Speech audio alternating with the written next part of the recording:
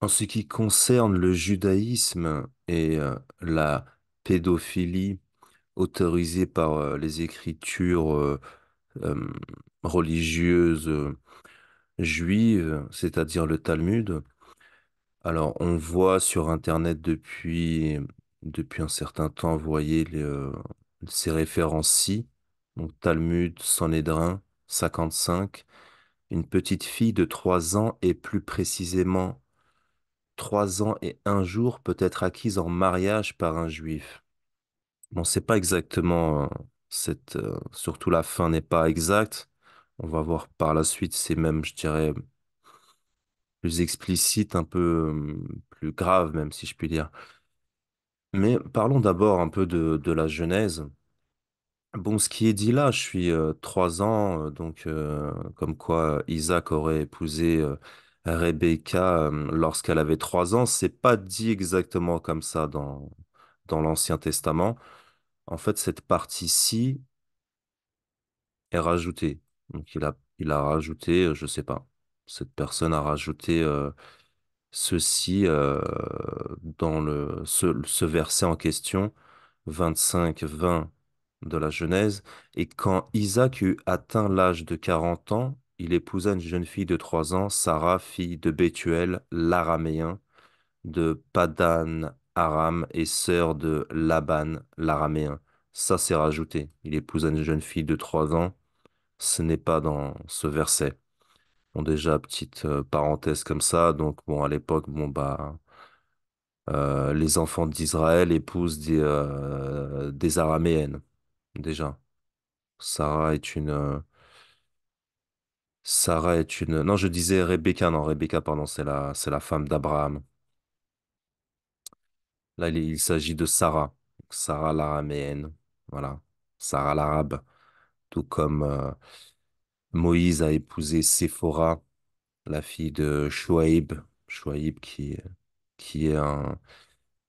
ces tribus de l'actuelle Jordanie, de Pétra. Vous voyez, c'est les Nabatéens à la sortie d'Égypte. Il l'a rencontré, donc Séphora. Et une petite chose comme ça, oui, après, bon, je suis pas allé checker, voir à quelle époque Rebecca a donné naissance à Sarah et au moment de la naissance de Sarah, à quel âge avait Isaac, etc. Bon, là, il prétend qu'elle avait que 3 ans. Je sais pas, mais en tout cas, il l'a épousée à 40 ans et elle était très jeune, quoi. Elle était très jeune. 3 ans, je sais pas, mais très jeune, en tout cas. Voilà, ça c'est dans la Bible, c'est dans l'Ancien Testament. Une petite remarque en passant, tous les patriarches sont polygames. Moïse avait plusieurs femmes, euh, Abraham avait plusieurs femmes. Donc voilà, donc reprocher ça aux prophètes de l'islam alors que tous les patriarches sont polygames, c'est un peu contradictoire, quoi. Mais intéressons-nous au Talmud, au Sanhédrin. En l'occurrence, celui-ci que j'ai trouvé, et vous allez voir là, en l'occurrence, cette personne qui a mis ça l'a un peu modifié, donc c'est pas par un juif. Après, oui, c'est par un juif, bah, c'est le Talmud, oui, c'est des recommandations faites aux juifs. Mais c'est plus grave encore. C'est plus, si je puis dire, explicite. Non, le Talmud, en fait, c'est une multitude de livres, hein. C'est bah, là où je l'ai trouvé, par exemple, regardez, là, c'est Complete Babylonian Talmud in English. Il y a 10 465 pages. Après, là, dans une autre version, là, c'est en volume, c'est en français, il y a différents volumes. J'ai pas trouvé le volume où, où, euh, où il y a le Sanhédrin. Donc, le Sanhédrin, c'est le livre. Alors, c'est l'un des derniers, c'est celui-ci. Donc, c'est le quatrième livre de la dernière partie et il est composé de 11 chapitres. Donc voilà, le Talmud, c'est ça en fait. Donc c'est une trentaine de volumes et chaque volume est un bottin.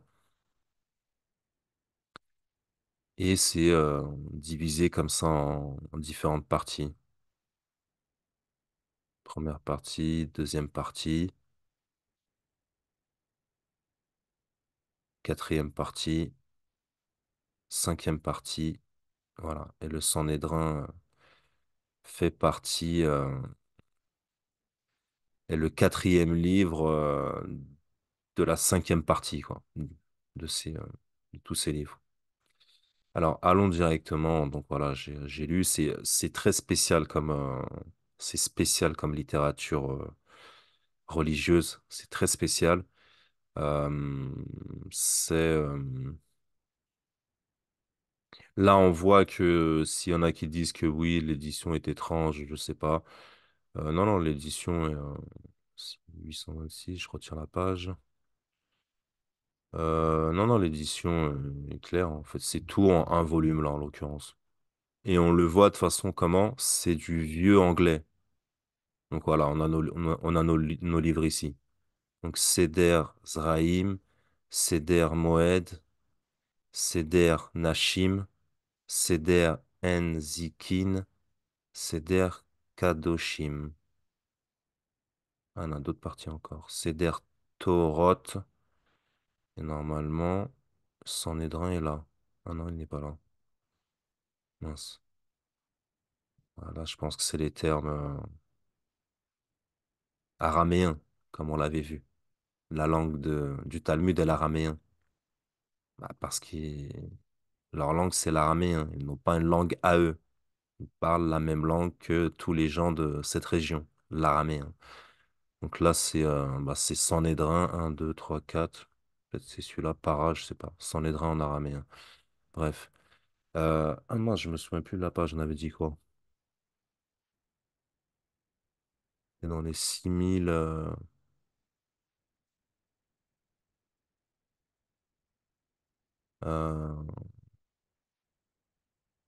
6800 et quelques. On va retrouver, ne vous inquiétez pas. Donc, qu'est-ce que je disais? Bon, c'est un peu. Ah non, c'est avant. Ah oui. C'est même un peu plus grave, vous allez voir.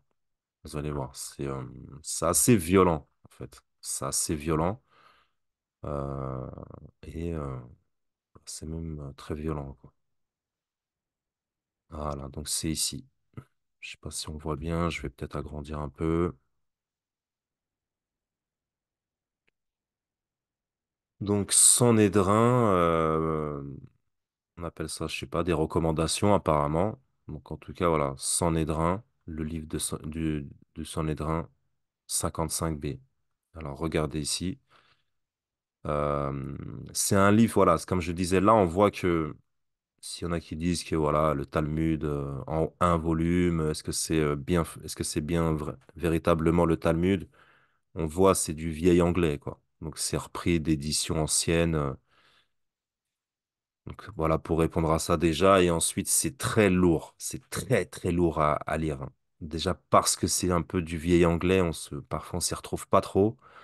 Mais en plus de cela, c'est énormément de répétitions. euh, et c'est assez violent. C'est assez violent. En tout cas, les parties que j'ai lues là, c'est assez violent. Donc ça parle beaucoup de lapidation. Ça parle beaucoup de lapidation et même voilà, de zoophilie, quoi. Je peux montrer là. Ça parle beaucoup de condamnation, hein. Voilà, celui qui a un rapport avec un animal, il faut lapider l'animal et celui qui a commis l'acte de zoophilie. Voilà, c'est très. Voilà, il y a autre chose en fait. La pédérastie à l'âge de 9 ans et un jour, si elle est commise bestialement, si naturelle ou non naturelle. Ah non, c'est pas ce passage-là, là. Je sais plus où je l'ai vu. Ouais, mais c'était dans le même genre qu'en fait, c'est des répétitions, quoi, en fait. En fait, voilà, chez eux, en fait, qu'est-ce qu'ils considèrent? Alors, j'avais vu ça où?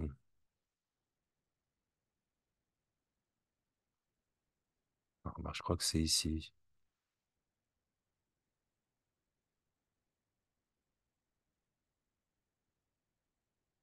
Voilà, regardez. Dans le cas d'un enfant mâle, un jeune n'est pas considéré comme, n'est pas considéré comme une personne plus âgée, comme une âgée, quoi. Mais une jeune bête est traitée comme une plus âgée, quoi. Comme une bête âgée. Donc là, c'est au sujet de l'homosexualité, la pédérastie. Qu'est-ce qu'on veut signifier par là? Donc le rabbi disait la pédérastie avec un enfant suivant ses 9 ans, en dessous, je veux dire, pardon, en dessous de 9 ans, 9 ans d'âge, n'est pas, n'est pas vu, n'est pas considéré comme de la pédérastie avec un enfant qui a au-delà de 9 ans. Samuel disait la pédérastie avec un enfant en dessous de 3 ans n'est pas traité comme un enfant au-dessus. Quelle est la base de leur dispute? Rab maintient que seulement celui qui est capable d'engager dans le processus sexuel, dans un intercourse, oui, dans un acte sexuel, euh, pourrait, pourrait comme en tant que sujet passif de la pédérastie, euh, et, euh, considéré comme coupable sur les actes, concernant acte d'actif. Oui. En revanche, quoi, celui qui n'est pas capable de s'engager dans un acte sexuel ne, ne peut être un sujet passif de la pédératie dans cette logique-là. En fait, c'est pas là, parce que j'ai lu une bonne partie là du Sanhédrin, en fait. Voilà, en fait, c'est quoi la chose? C'est que, pour résumer, hein, parce que ça part dans différents cas possibles, c'est assez lourd, hein. Et même concernant la zoophilie, en fonction de comment l'animal a été violé, etc., c'est assez lourd, hein. C'est très très lourd. C'est assez lourd à lire. Mais, alors, on revient à la partie là. Mais voilà, en fait, là, qu'est-ce qu'il est dit là, en fait? Un enfant de 9 ans, en gros, de plus de 9 ans, il peut être coupable de pédérastie, mais pas un enfant de moins de 9 ans. C'est ça qui est dit, en fait. C'est qu'un enfant de 9 ans, bah, en fait, c'est comme un adulte, en fait. S'il a commis l'acte de pédérastie, il peut être aussi coupable, en fait. Autant que celui bah, qui l'a violé, quoi, en fait. C'est ça qui est dit. Mais il est considéré comme, bah, vous voyez, comme ayant passé l'âge de raison, si je puis dire. Alors, c'était où le passage, là, le concernait? Donc, non, on l'a passé, c'était 55. C'était 55. Regardez, on va revenir à ce dont je parlais au départ. Voilà, regardez ce passage-ci. Donc Joseph dit, viens et écoute. Une jeune fille âgée de 3 ans et un jour pourrait être acquise en mariage par coït. Et si son mari décède, si si le frère de son mari décédé, vous voyez, il pense à tous les cas, quoi, cohabite avec elle, elle devient lui.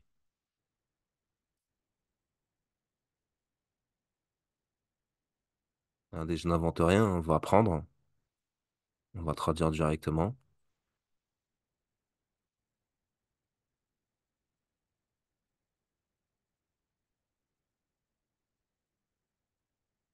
Venez écouter, une jeune fille âgée de 3 ans et un jour peut être acquise, ouais, ils ont fait une petite erreur de traduction, en mariage par coït. Et si le frère de son mari décédé cohabite avec elle, elle devient la sienne. C'est-à-dire qu'il précise bien là pourquoi par coït, au sens où, comme on l'a vu, et comme c'était, et comme j'en ai parlé précédemment même, dans l'Europe médiévale, le cas du prophète et de Aïcha était très répandu, surtout dans les classes aisées. Les classes aisées, bah, c'est la noblesse, l'aristocratie. On pouvait épouser des jeunes filles très jeunes, 6, 7 ans, mais le premier rapport avait lieu juste après les premières règles. Et là, je me suis intéressé aux règles des femmes. Il y a des jeunes filles qui ont des règles précoces, en fait. D'autres qui ont des règles plus retardées. Je ferai une vidéo pour répondre également à tous ces arguments islamophobes. Bref, en tout cas, c'était, voilà. Donc c'était, ils attendaient les premières règles. Dès que la jeune fille avait ses premières règles, ça, ça peut survenir à 10 ans, en fait, même. Jusqu'à l'âge moyen, c'est 12, mais ça peut survenir à 10 ans. Avant même, j'ai vu une chose incroyable. Il y a aux États-Unis, il y a déjà des cas comme ça. En Amérique latine, aux États-Unis, des filles des très très jeunes filles qui tombent enceintes, 5 ans, 6 ans, 7 ans. C'est pas une blague. Le cas de 5 ans, c'est vraiment un cas extrême. En plus, c'est un cas de pédocriminalité. Elle se faisait violer par son père. Mais c'est arrivé, 8 ans, 9 ans, c'est des cas extrêmes, oui, mais ça arrive. C'est vraiment des femmes, des jeunes filles qui ont des règles très précoces. Et là, j'ai checké dans Retro News, par exemple, regardez, tout simplement, on va aller voir directement, j'ai trouvé pas mal d'articles. Je vous en montre un comme ça directement, quoi, pour voir pour vous montrer la chose, quoi. Alors, je crois, il me semble que c'était directement à la première page. Voilà, regardez. Regardez, c'est ici directement, Le Monde illustré. Le Monde illustré du 20 février 1937. Alors, Le Monde illustré du 20 février 1937, c'est bah regardez. Hop. En plus, elle est enceinte, elle porte son bébé, il me semble, non? Je sais pas.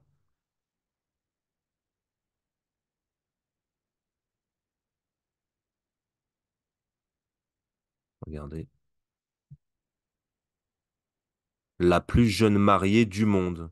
L'Amérique, pays des records, en détient actuellement un qui ne manque point d'originalité. C'est à Smithville, en effet, que vient d'être mariée Eunice Winstead, qui n'a que 9 ans, avec un jeune homme de 22 ans.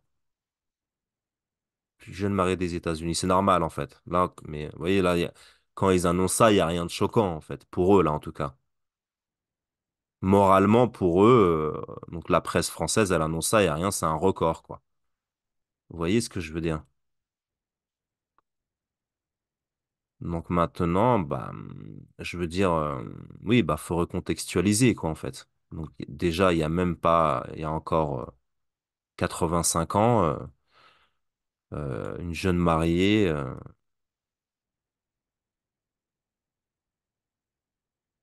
de 9 ans qui tombe enceinte en plus, donc peu de temps après, je pense.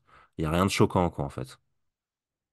Oui, après certains vont, vous voyez, en fait, les gens qui parlent du prophète et d'Aïcha, bah oui, bah, ils savent pertinemment que c'est sur ça qu'ils peuvent attaquer l'islam. Vous voyez ce que je veux dire? Et il y a des versets, on va revenir là-dessus. Parce que regardez la chose. Vous saviez qu'en fait, comme je le disais, une femme peut avoir ses règles de manière très précoce. Mais il y a les premières règles, ça s'appelle, j'ai plus le nom là. C'est un terme pour appeler, ça a un nom. Il y a des études statistiques qui sont réalisées dans différents pays du monde. Et ça a à peu près les mêmes distributions. Ouais, c'est les mêmes distributions statistiques. Bon, c'est une courbe normale, gaussienne, hein, comme on dit. Courbe vraiment gaussienne normale. La moyenne, c'est 12 ans, 12,2, 12,7, ça dépend des pays. Parfois, oui, un peu plus, 13,1. Apparemment, dans les pays où il fait plus froid, les pays scandinaves, les premières règles, en moyenne, les jeunes filles ont des règles, ont des règles plus tard que les jeunes filles des pays chauds. C'est une petite différence, ça peut aller un an, on va dire, un an de différence. Ça, c'est la moyenne. Les plus tôt, en fait, mais c'est pas vraiment des cas c'est pas marginal, hein. C'est environ 10% ont leur première règle avant, avant, à 10 ans ou avant 10 ans. Et les règles tardives, carrément, et là, c'est pareil, c'est 10-15%, même un peu plus, c'est après 16 ans. Ça, c'est étonnant. Donc, il y a un verset du Coran où Allah parle et des jeunes mariés qui n'ont pas eu encore leurs règles. Et donc, mais en fait, si on lit, en fait, ça parle des femmes en général. Et ça liste les différents types de femmes. Vous voyez, c'est les versets à caractère juridique. Mais ça, c'est pour montrer aux Arabes de l'époque que les lois, là, il y a un cas général, mais après, faut rentrer dans les détails, quoi, en fait. Faut un peu rentrer comme dans les cas particuliers. Vous voyez, pour être juste avec tout le monde. Donc, ça liste les différentes catégories de femmes. Vous voyez, la veuve qui a un certain âge, telle femme. Et à un moment, ça dit, les jeunes filles avec qui en fait il y a déjà eu rapport sexuel, mais qui n'ont pas eu encore leurs règles.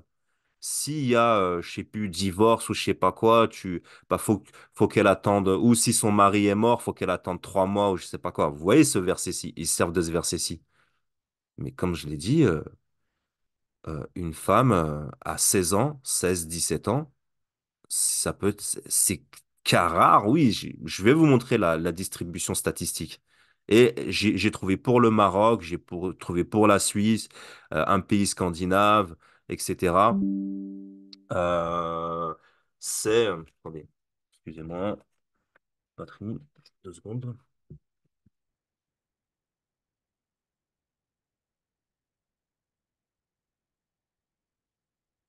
Pardon.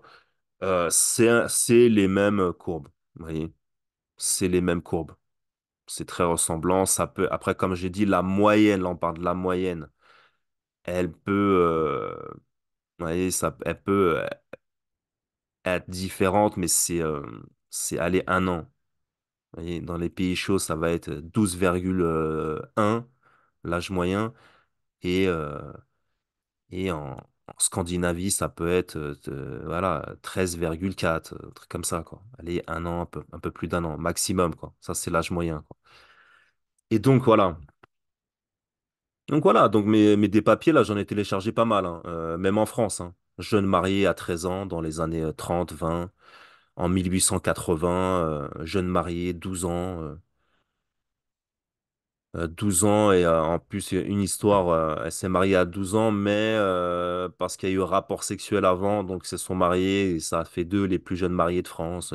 C'est pas, vous voyez, il y a rien de, voilà, c'est pas, là je pense pas que, vous voyez, ils dénoncent là. Vous voyez, c'est juste, c'était une autre époque, mais c'est pas si lointain que cela. Vous voyez ce que je veux dire? Là, c'est juste un record, quoi. Ils annoncent un record. 9 ans. 9 ans. Plus jeune marié du monde. Ça a pas l'air. d'être quelque chose de choquant dans les années 30, fin des années 30. On est en 1937. Vous voyez? C'était il y a 85 ans.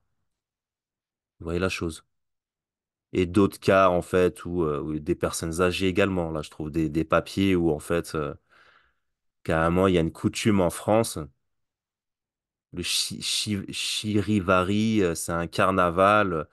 Et on fête les vieux qui sont mariés avec des jeunettes. Et voilà. Bref, revenons à ce qui était dit ici. Donc, mais là, bon, là, on n'est pas dans ce cas-ci, quoi. Là, on n'est pas dans ce cas-ci. Là, c'est un peu, voilà, quoi. Venez écouter une jeune fille âgée de 3 ans et un jour peut-être acquise en mariage par coït. Et si le frère de son mari décédé cohabite avec elle, elle devient la sienne. Euh, voilà, donc c'est clair, non? Mais les islamophobes, ils n'en parlent pas de cela. Complete Babylonian Talmud. Voilà. Maiden, ça veut bien dire jeune fille, quoi. Bah voilà tout. Voilà tout. Je ferai un petit live comme ça parce que j'ai trouvé des petites choses intéressantes. Voilà. Merci d'avoir écouté.